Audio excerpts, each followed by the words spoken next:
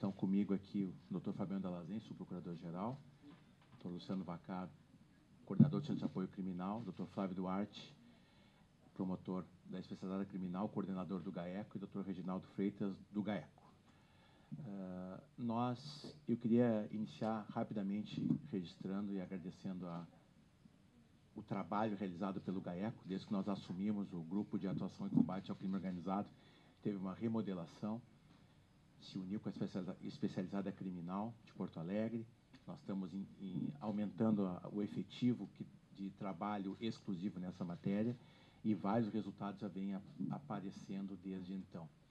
Esse trabalho foi feito pelo GAECO, junto com o CISCRIM, o nosso coordenador também está aqui presente, o Dr. Diego Vilas, e resultou nesse trabalho em relação ao deputado Jardel. Queria registrar que hoje foram cumpridos alguns mandatos na Assembleia Legislativa.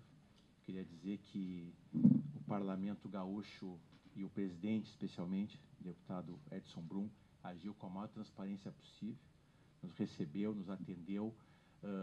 Claro que ele foi surpreendido pela medida, que ela foi, como ela era sigilosa, ela só pôde ser encaminhada hoje, mas ele franqueou todas as possibilidades de acesso da Assembleia.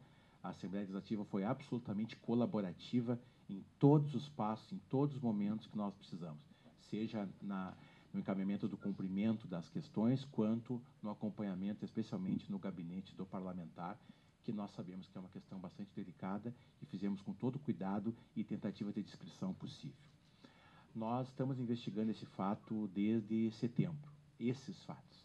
O que, na verdade, nós começamos a receber informações variadas que o deputado Jardel estava utilizando do mandato para angariar recursos para si, de várias formas. Tá?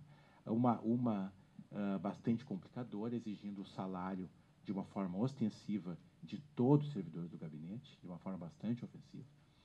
Nós depois começamos a investigar e verificamos que, no tocante às diárias, elas eram praticamente, em quase todas elas, havia uma tentativa de fraude, ou usando um dia a mais do que precisava, ou forjando notas fiscais de hotéis, ou forjando a presença de assessores que não estavam junto com ele, sempre no sentido de angariar recursos públicos para si.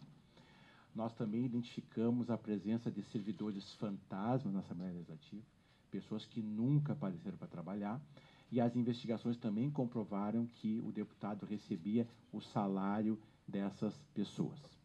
Diante disso, o Ministério Público utilizou de instrumentos de investigação apropriados para isso, como escuta telefônica, captação ambiental, acompanhamento dos principais personagens que tratavam disso. Então, nós fomos registrando, filmando, documentando, fotografando toda a atuação em relação à atividade do parlamentar nesse sentido. Nós conseguimos comprovar viagens orquestradas para fora do Estado, mais de uma, para aqui dentro do interior do Estado, diversas. Falsificação também da viagem de veículo, porque como os assessores não iam e eles só queriam a documentação para pegar o valor da diária, eles também tinham que falsificar que o carro tinha viajado. E aí, portanto, tinham que fazer adulterações também. Então, nós fomos aprendendo uma gama de coisas que a cada dia nos surpreendia. E por se tratar, nessas condições, de vários crimes, né, porque aqui nós temos crime de peculato, que é o desvio de verbas em favor do parlamentar. Nós temos o crime de concussão, que é a exigência do salário dos servidores. Nós temos crimes de falsificação de documentos, são várias notas fiscais e documentos da Assembleia falsificados. E também nós temos o crime de lavagem de dinheiro, porque ficou absolutamente comprovado, de várias formas, que o deputado exigia que os servidores pagassem as despesas da família dele, como o aluguel do apartamento do irmão dele e da mãe, era pago pelos recursos dos servidores, eles eram cobrados grosseiramente a pagar isso. Comprovamos também que ele pagava cartão de crédito da esposa do parlamentar, e isso constitui uma forma indireta de desvio que se caracteriza por lavagem de dinheiro. Nós chegamos foi uma decisão difícil, mas nós chegamos à necessidade de que precisávamos postular o afastamento da função pública do parlamentar. Porque, por duas razões muito óbvias, assim, nós precisávamos, para o interesse da investigação, ouvir todas as pessoas do gabinete, que eram absolutamente submissas a ele, tanto que pagavam quase todo o seu salário para ele. Então, nós precisávamos que ele estivesse fora para que isso acontecesse. Nós pretendemos que isso aconteça amanhã, durante o dia, para que tenha a maior celeridade possível. E também pelo fato de que ele continuava nessa prática reiterada de fato de forma permanente. Então, nós precisávamos cessar esse tipo de fraudes ao erário, né, imediatamente. E por isso nós postulamos a suspensão. Nós não estamos falando de suspensão de direitos políticos, é a suspensão da função pública. Então, nós postulamos perante o Poder Judiciário, todas as nossas medidas vêm sendo acompanhadas pelo Poder Judiciário, e nós postulamos perante o Poder Judiciário todas as cautelares e especialmente também esse afastamento temporário. Agora, por certo, nós comunicamos hoje pela manhã o presidente da Assembleia, que imediatamente, na nossa presença, já encaminhou para a Comissão de Ética e para a Corregedoria da Assembleia Legislativa e também para a Assessoria Jurídica. Por certo, vão ter algumas questões diferenciadas. Uma coisa é o decoro parlamentar, que vai ser discutido e trabalhado pela Assembleia Legislativa. Outra coisa é o processo criminal, a ação da improbidade administrativa, que isso é a atividade do Ministério Público. Então, nós deixamos bem claro a necessidade do afastamento, mas é um afastamento da função pública. Nós não estamos tratando aqui de direitos políticos. Eu vou passar agora a palavra ao Dr. Flávio Duarte, que foi quem coordenou as investigações e quem vai detalhar um pouco mais as questões para vocês. Algumas situações foram retiradas da investigação para exemplificar o que ocorria. Na viagem, por exemplo, para Santana do Livramento, oficialmente foram declarados diárias e receberam diárias o deputado estadual Mário Jardel e 4 assessores.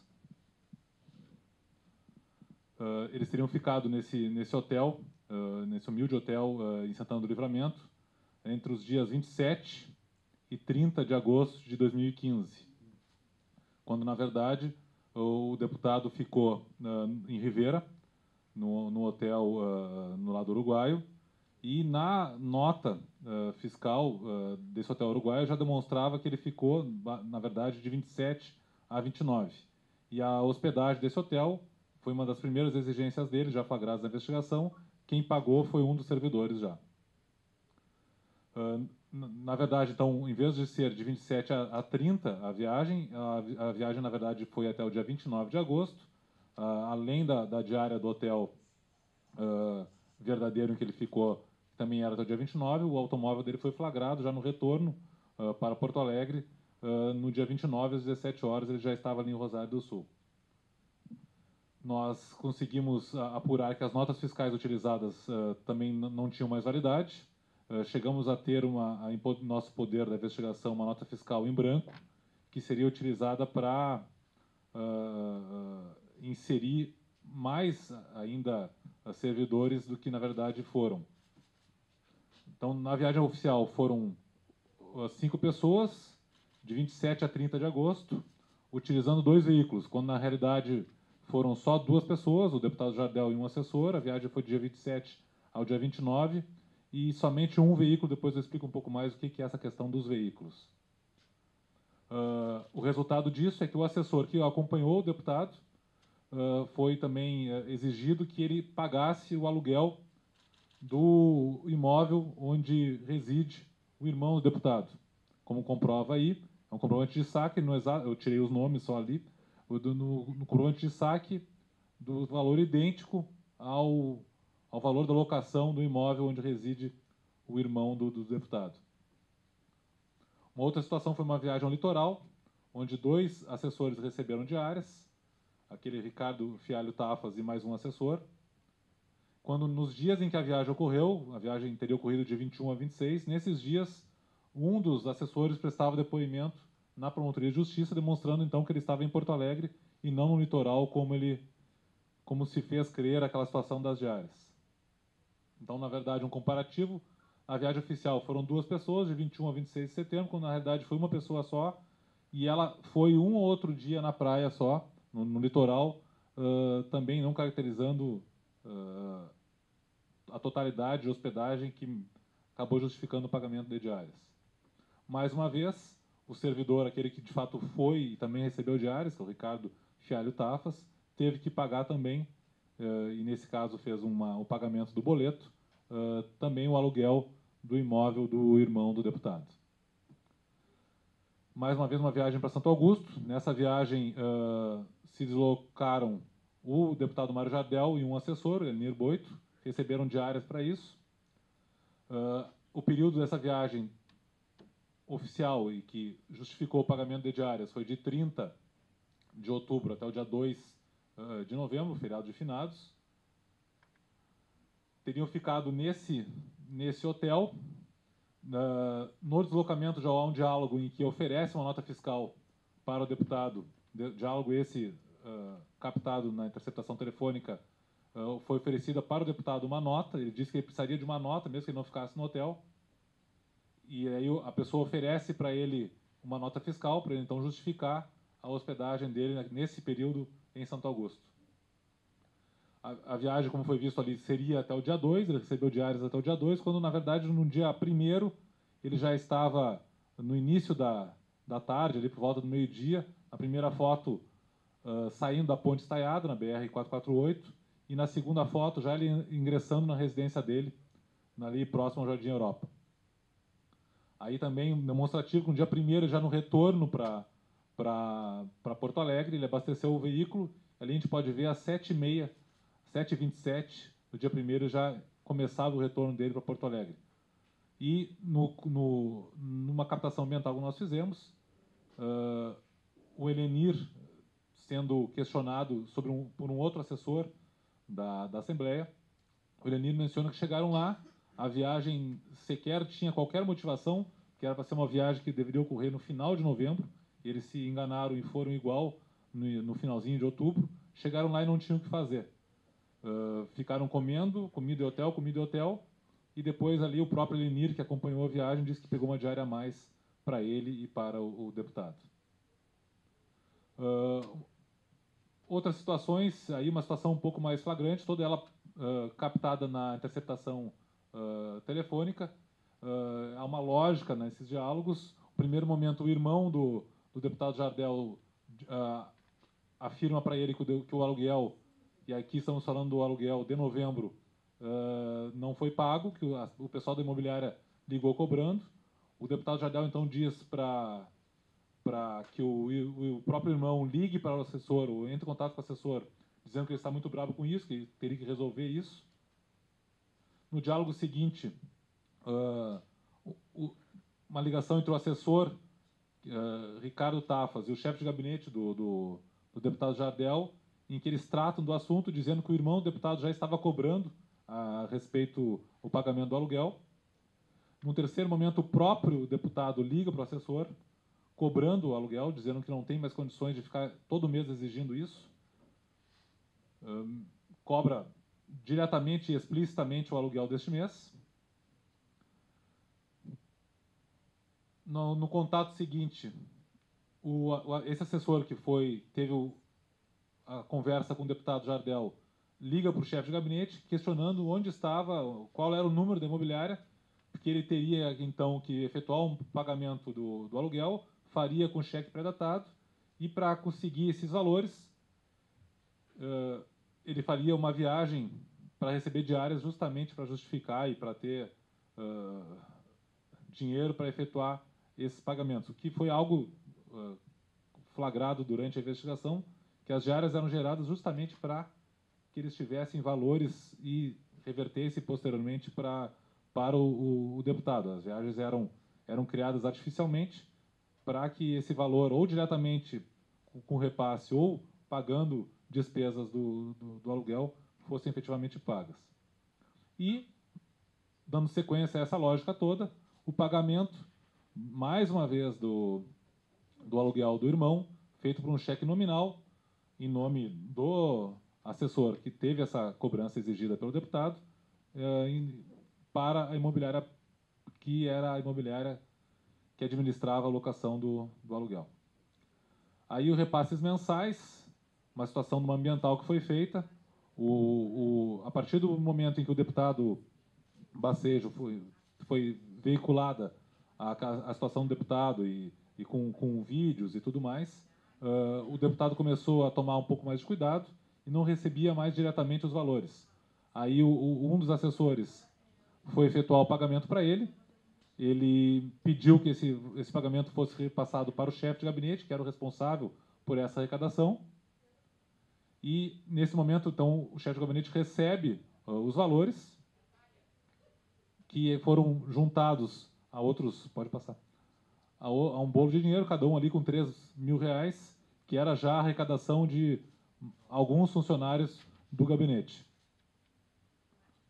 Agora, a situação da indenização veicular, né, sendo aqui, tentando ser bem breve.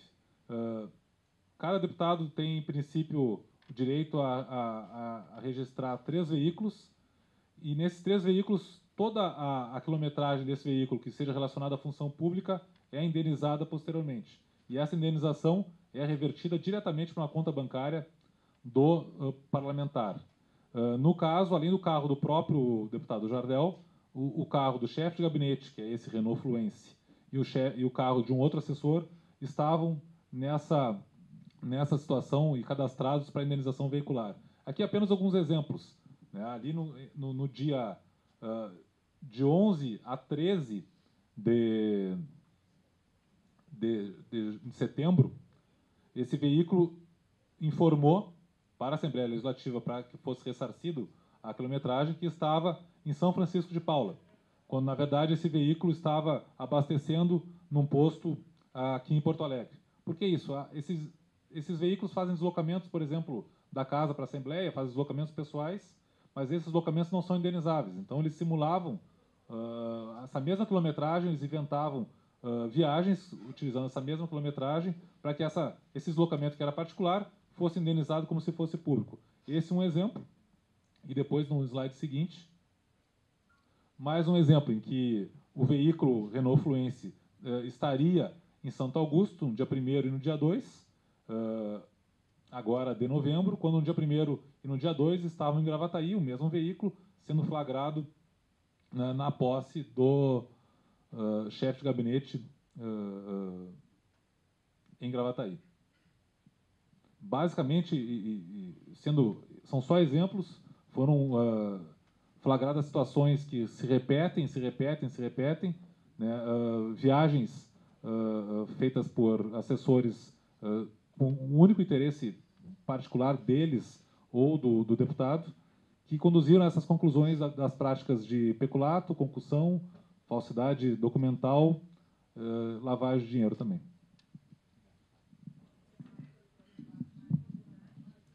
Nós, a partir dessa apresentação, que ela é exemplificativa, porque tem muito, ela se repetia, nós ficamos à disposição para quem quiser fazer algum questionamento.